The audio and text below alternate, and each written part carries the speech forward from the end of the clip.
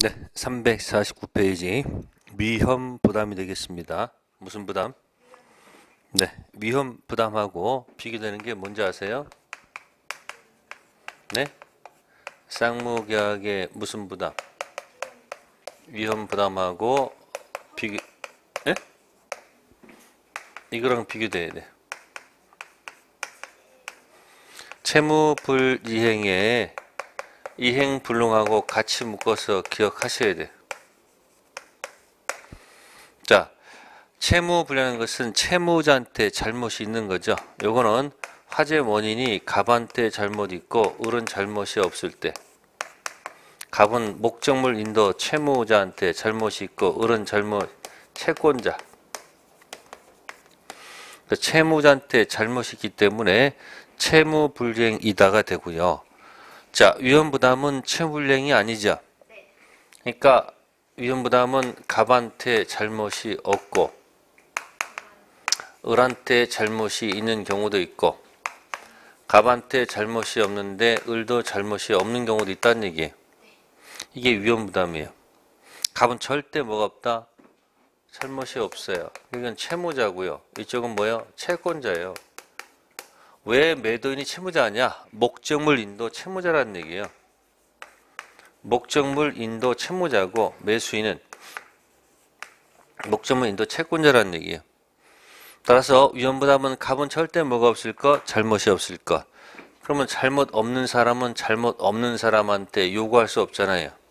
여기서는 대가 손실을 다 누가 부담해야 돼요? 이 사람이 부담해야 돼요.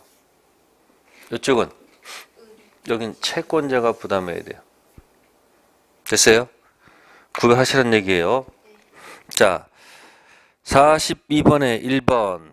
임대차 목적물 일부가 임대차 책임 없는 세로 인해서 멸실했다. 멸실된 부분 비율에 따른 차임은 당연히 감축된다.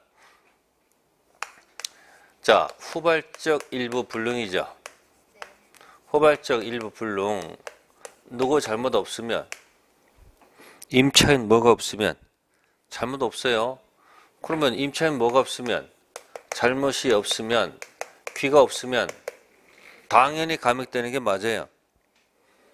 당연히 감액되는 게 맞는데 우리 민법전에서 민법전 627조에서 당연 감액이라고 안 돼 있어요. 차임 감액을 뭐 할 수 있다? 청구할 수 있다 이렇게 돼 있어요. 그러니까 당연 감액이 아니고 뭐다? 감액 청구해야지 감액된다는 얘기예요. 그래서 우리 시험이 이상하게 보십니다. 계약법에서 당연 해제 없고 주문에 당연 해지 없고 당연 감액 없어요. 전부 다 말을 해야지 해제가 되고 말을 해야지 해지가 되고 말을 해야지 감액된다. 그런 뜻. 40분의 1번은 627조 주문에서 당연 감액이 아니고 뭐다? 감액 청구할 수도 있다는 거. 청구해야 된다는 거. 두 번째 2번 쌍무계 일부에서 양 당사자 기책세로 이행 불능이 됐어요. 그럼 누구도 잘못 있고요. 을도 뭐가 있으면요. 위험부담 문제 이슈가 아니죠. 위험부담은 반드시 갑한테 뭐가 없어야 돼요. 잘못 없음을 전제하기 때문에 2번 질문 틀렸다. 세 번째 거 채권자 수령 지체 중 양쪽 잘못 없는 사유로 이행할 수 없다. 그러면 갑은 뭐가 없지만 을은 잘못이 있다는 얘기죠. 갑이 무슨 자가 되고요. 채무자가 되고요. 채권자 잘못이 있는 거죠. 그럼 당연히 대가 손실 누가 부담해야 돼요? 채권자가 부담해야죠. 따라서 이행을 뭐 할 수 있다? 청구할 수 있다야지 맞죠. 틀린 지문. 네 번째 위험부담은 쌍무에서 한 채무가 원시적 후발적 위험부담은 어디서 나타나는 거 아니고요. 어디서 나타나는 거예요? 후발적 나타나는 거예요. 그게 틀린 지문이고요.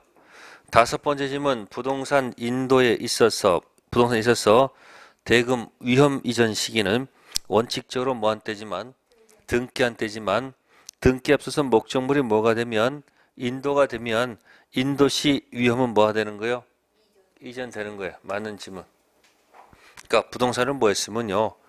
인도한 후는 누가 부담해야 돼요? 매수인이 다 부담해야 됩니다. 사실 위험 부담 설명드렸고요. 네. 그 다음에 다음 페이지 넘기셔가지고 43번 갈게요. 갑은 을한테 자신의 선 건물을 매각했는데 인도되기 전에 누구 잘못으로 병의 방화로 소실됐습니다. 그러면 누구도 잘못 없는 거고요. 이 얘기 아닙니까? 네, 그럼 보시면 1번 갑은 을한테 대금 청구할 수 있다. 틀렸죠? 청구 못하죠? 두 번째 갑은 을한테 대금을 뭐 할 수 없으나 청구할 수 없죠? 없죠? 그러나 누구한테? 병한테는 불법행위 손해배상 들어갈 수 있죠. 세 번째면 갑은 을한테 체불로 인한 손해배상해야 된다? 갑한테 뭐가 없기 때문에 같이 묶어 송부하시는 거라서 갑한테 잘못이 없으니까 체불이행이 뭐야? 될 리가 없죠. 네 번째는 담보 책임을 져야 된다? 담보 책임 문제는 아니죠. 담보 책임은 서로 채무를 다 뭐해서 이해한 다음에 출연 문제 있을 때 들어가는 거죠. 다섯 번째, 갑은 불법행위 손해배상 질 이유가 없습니다. 43번은 2번. 그 다음에 44번 역시 마찬가지 갑이 을한테 건물 매도하는 계약을 체결한 후 소유권 이전 및 인도 전 화재가 발생했다. 설명 틀린 것. 1. 소유권 이전은 뭐하게 됐으므로 불가능하게 되었으므로 을은 더 이상 소유권 이전을 청구할 수가 없지요. 없는데 어떻게 청구합니까? 그죠? 두 번째, 양쪽 책임 없는 사이로 화재가 발생했다. 갑은 을한테 돈 달라 할 수 없지요. 세 번째는 을 잘못으로 화재가 발생했다. 돈 달라 할 수 있지요. 네 번째, 을의 채권자 지체 중 양쪽 책임 없는 사이로 이행할 수 없다. 어차피 갑은 을한테 채권자 지체니까 돈 달라 할 수 있죠. 다섯 번째, 위 사의 경우 채권자 지체 중이었으므로 자 갑이 자기 채무를 마음으로써 면함으로써 얻은 이익이 있으면 그 이익을 을한테 뭐한다? 상환할 필요가 있다죠. 그래서 정답 몇 번? 5번. 자, 다음에 넘기셔가지고요. 45번. 불능에 관한 설명입니다. 옳지 못한 것. 그러면 지금 이쪽 이야기가 무슨 불능 이야기죠? 아니, 요게 후발적 불능 얘기예요, 이게. 여기 무슨 불능? 이게 후발적 불능이죠. 그죠? 그러면 원시적 불능도 두 가지가 있다고 생각하면 되는데 무슨 불능? 아까 제가 무슨 불능일 때 원시적 불능일 때 전부 불능일 때 하고 무슨 불능? 일부 불능일 때 한번 보는 차이가 있죠. 전부 불능일 때는 아까 계약 체결상 뭐다? 과실 이 채무를 갖고 놀고요. 이건 아까 면적 부족 담보 책임. 면적 부족 무슨 책임? 담보 책임 가지고 논다 그랬어요. 그래서 후발적 불능하고 무슨 불능하고 원시적 불능을 전체 놓고 보는 거예요. 조문 이야기예요. 기억 원시적 불능 무효로서 계약 체결상 과실 문제가 발생하며 후발적 불능은 뭐 하나? 유효하나 채무자 귀책서에 따라서 자 여기 무슨 부담? 위험 부담이나 무슨 불능? 이행 불능 문제가 발생하죠. 맞는 지문. 니은 원시적 불능에 있어서 그 불능을 알았거나 알 수 있었을 자는 선의 및 무과실 상대방이 계약의 유효함으로 인하여 생길 이익을 배상함을 원칙으로 하고 돼 있죠. 틀렸죠 벌써. 반대로도 있어요. 계약이 유효하다고 믿었기 때문에 들어간 손해배상을 원칙을 하고 그 배상액은 그 계약의 유효를 믿었음을 받은 손해 있죠? 아니죠? 유효함으로 인해 생길 이익을 넘지 못합니다. 반대로 되어 있어요. 가로 묶어볼까요? 계약이 유효함으로 인하여 생길 이익액. 그게 이행이익이고요. 그 뒤에 계약의 유효를 믿었음으로 인하여 받은 손해. 믿었다. 그게 실례이익이죠. 반대로 되어 있다는 얘기죠. 그래서 기억 지문은 맞지만 니은 지문은 틀렸다.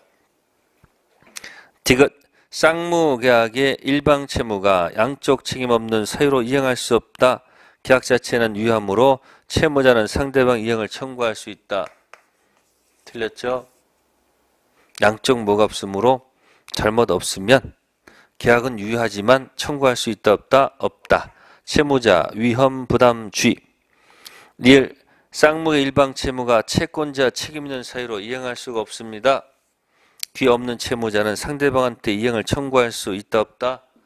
있죠. 맞는 지문. 미음 채무자 책임 있는 사유로 이행이 불능하게 된 때 채권자는 계약을 뭐 할 수 있고 해지할 수 있고 그에 대한 손해배상도 뭐 할 수 있다? 청구할 수 있다. 이행 불능이죠. 그러면 미음은 이거 얘기한 거죠. 이거. 그 다음에 리을은 이거 얘기한 거 이거.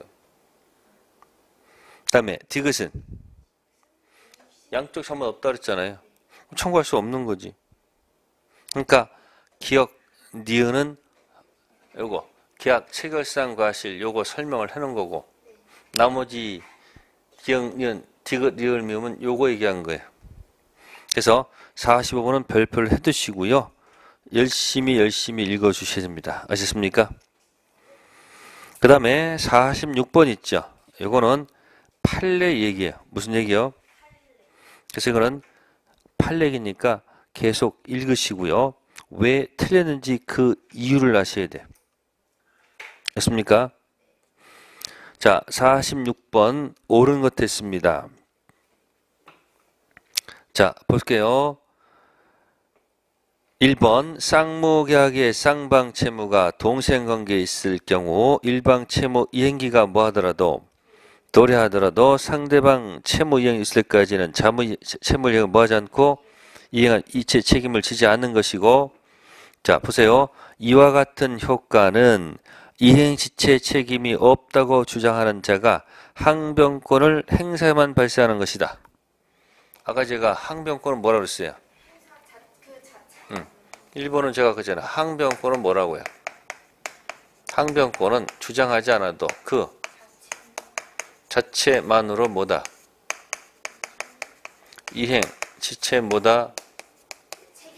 책임 면제를 했으니까 그 1번 질문 틀린 거고. 두 번째, 매수인이 자신에게 선이행 의무 있는 중도금 지급하지 않고 있던 중 매도인이 수익권 이전 등기 서류 제공하지 않은 상태에서 잔대금 지급이 도과됐을 때 경과된 경우 매수인은 잔금에 대한 이행지의 책임을 지지 않으나 잔금 지급일 이후부터 중도금 미지급에 대한 지체 책임을 부담한다? 아니라고 그랬죠. 아까 중도금 네? 현재까지 네? 여기 잔금 현재까지 아까 뭐라고 그랬어요? 여기까지만 뭐고 지체가 되고 여기는 전부 다 무슨 뭐가 아니다. 지체가 아니었으니까 잔금 기준 이유 못준 중도금은 뭐가 아니다. 이행 지체 책임을 지지 않는 척. 그래서 2번 질문 틀렸고 세 번째 한 번 먼저 현실 제공해서 상대방을 뭐에 빠뜨렸다. 수령 지체 빠지게 했죠. 자, 이행 제공이 계속되지 않는 경우라 했죠. 그럼 상대방권 항변권은 소멸하지 않습니다. 한 번 현실 제공, 수령 지체에 빠지게 했다 할지라도 이행 제공이 계속되지 않으면 상대방권 항변권 뭐하지 않는다? 소멸하지 않는다. 네 번째 거 항변권 붙어있는 채권을 수동채권으로 타 채무의 상계를 뭐한다면 허용한다면 상계자 일방 의사표시에서 상대방 항변권 행사 기회를 상실한 결과 상계는 성질상 허용될 수 없다. 미안합니다. 4번은 수동채권이 아니고 자동채권. 항변권 붙어 있는 채권과 항변권 없는 채권 있을 때 항변권 붙어 있는 채권하고 항변권 없는 채권을 퉁퉁 치자하면 그 항변할 기회를 박탈하죠. 그래서 여기 수동이 아니고 뭐다? 자동채권. 그래서 4번 질문 틀린 거고요. 다섯 번째, 토지 임차인의 건물 매수청권 행사한 경우 토지 임차인의 건물 명도 및 수익권 이전 등기 의무와 토지 임대인의 건물 대금 지급 의무는 무슨 관계? 동생관계이기 때문에 임차인이 임대인에게 매수 청권 행사에 대한 건물에 대한 명도와 수익권 이전 등기를 맞춰주지 아니했다면 임대인에게 매매 대분 지연 손해금 뭐 할 수 없다? 구할 수 없죠. 서로 무슨 관계 있으면? 동생관계 있으면 자신의 채무를 뭐 하지 않으면 이행하지 않으면 저쪽은 항변권이 있지 않습니까? 항변권이 있으면 그 자체 이행체 책임 면제받기 때문에 손해배상 해줄 필요가 없다는 얘기죠. 46번 지문은 길지만 꼭 좀 여러 번 읽어 두실 것. 그 다음에 제3자를 위한 계약입니다. 제3자 계약. 요거는 이제 기본이 뭘까요? 기본은 요걸 이제 스토리를 머릿속에 기억해 두셔야 돼요. 보통 계약에다가 당사자 아닌 제3자 약관이 부과된 경우. 갑하고 을하고 그냥 보통 계약이에요. 매매 계약 체결합니다. 근데 대금 난에다가 그럼 대금 반드시 보통은 을이 갑한테 주는 게 맞죠? 근데 갑이 요청합니다. 나한테 주지 말고 좀 병한테 좀 주라. 그래서 을이 뭐야? 알았다. 그래서 병이 받기로 약속한 경우 있죠. 그러니까 뭐죠? 보통 계약인데 플러스 당사자 아닌 제3자가 권리 취득한다는 조항 들어간 거예요. 제3자가 뭐요? 권리를 취득한다는 요 조항이 하나 들어갔을 때 이 말이 기니까 뭐라 하느냐? 제3자 약관이라고 하는 거예요. 보통 계약에다가 제3자 권리 취득 조항이 들어가면 제3자를 계약이다. 그럼 이제 여기서 기억할 것이 뭐죠? 을은 이 매매 계약에 뭐가 있으면 문제가 있으면 이 문제를 들고서 당연히 병한테 가서 뭐야? 돈 못 주겠다라고 뭐 할 수 있는 거예요? 항변할 수가 있다는 얘기죠. 그러나 을이 이 갑병 간에 문제가 있다 하더라도 뭐가 있다 하더라도 문제가 있다 하더라도 이건 그들의 문제지 갑을 관계 문제는 아니기 때문에 병한테 뭐 할 수 없다. 항변할 수가 없다. 아십니까? 이걸 가장 기본값으로 알고 공부를 하셔야 됩니다. 이게 흔들리면 다른 거 다 흔들려요. 그래서 이 갑병 간의 관계를 우리가 대가 관계다 이렇게 표현해. 무슨 관계? 그리고 갑을 관계는 당연히 기본적 관계다. 또는 이제 보상 관계다 이렇게 표현한 것 뿐입니다. 포장한 겁니다. 자, 그러면 이제 다음 페이지 356페이지에 48번 별표.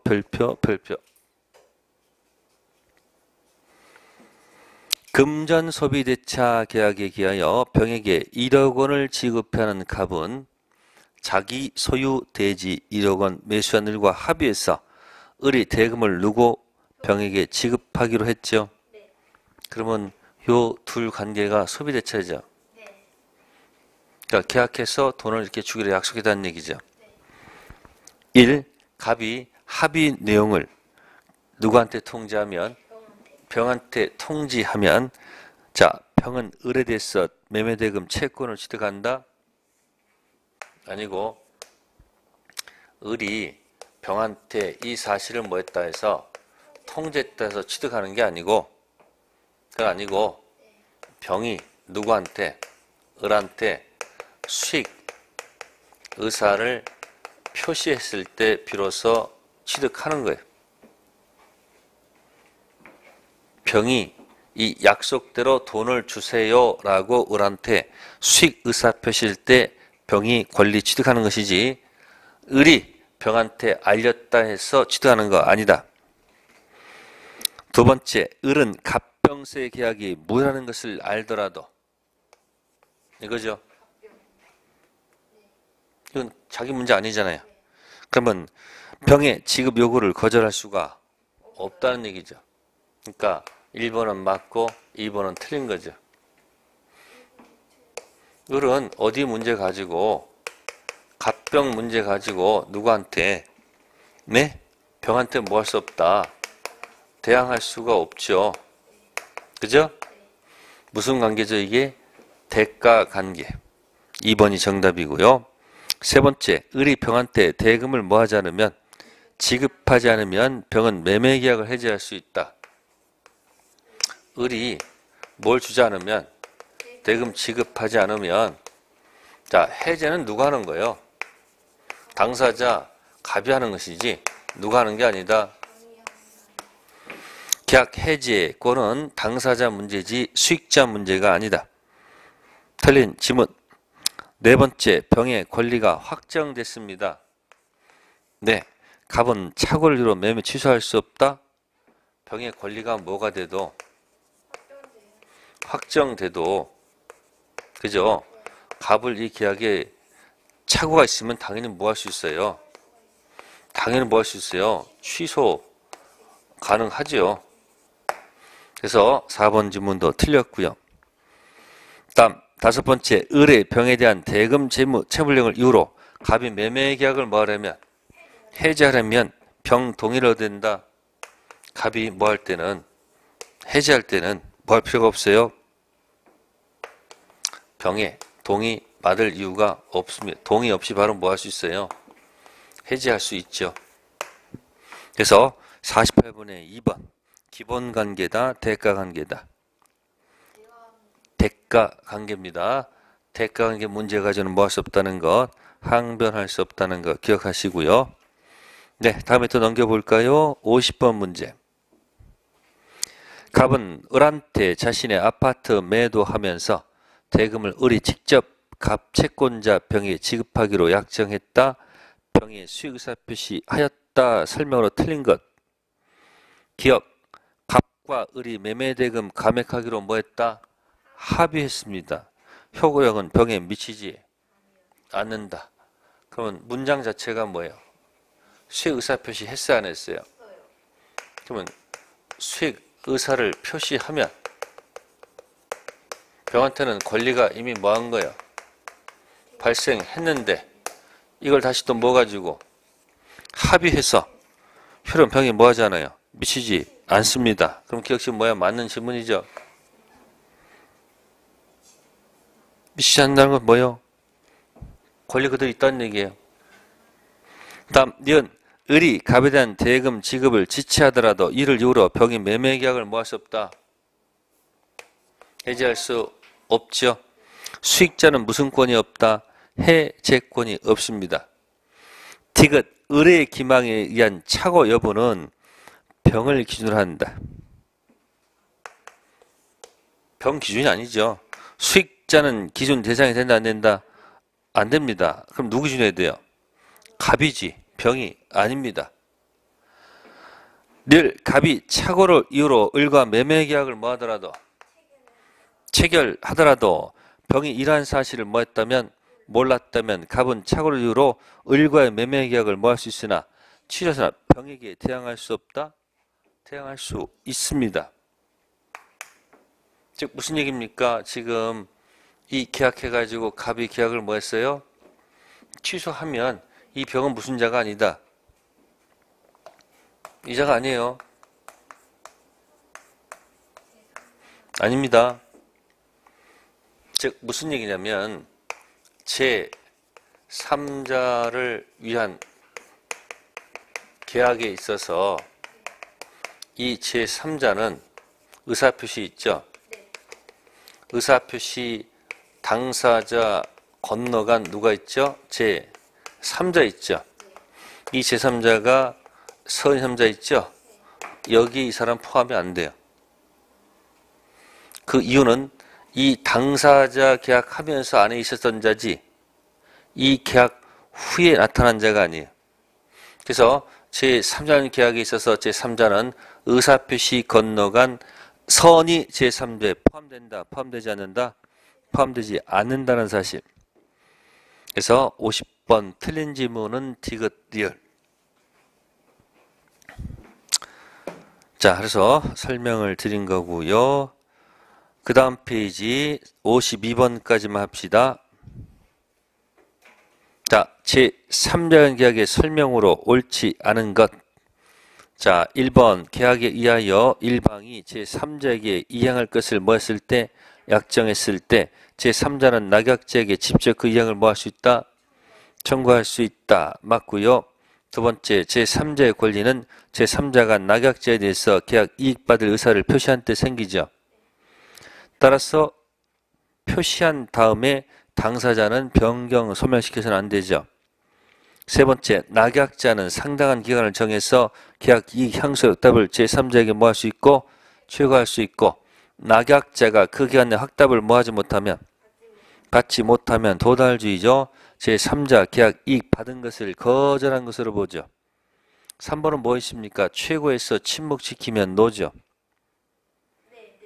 네 번째, 제3자의 권리가 생긴 후 당사자, 유학자, 낙약자를 변경 또는 소멸시킬 수 있다. 논리 모순. 권리가 발생하기 전에 변경, 소멸시킬 수는 있어도 생긴 후에는 안 되겠죠. 다섯 번째, 낙약자는 유학자하고 낙약자 누구예요? 갑을이죠. 갑을 계약에 한 항변으로 계약 이익을 받을 누구? 제3자에게 뭐 할 수 있다? 대항할 수 있다. 맞는 질문이죠. 조심할 것은 요 약자하고 수익자 관계 가지고는 항변할 수가 없죠. 52번은 정답이 4번. 네, 그래서 제3자는 계약도 틀릴 것이 없습니다. 잘 맞힐 수 있는 겁니다. 네, 오늘은 여기까지 하도록 하겠습니다. 다음 주는 법정 해제부터 시작하겠습니다. 네, 다음 주에 뵙겠습니다. 감사합니다. 예.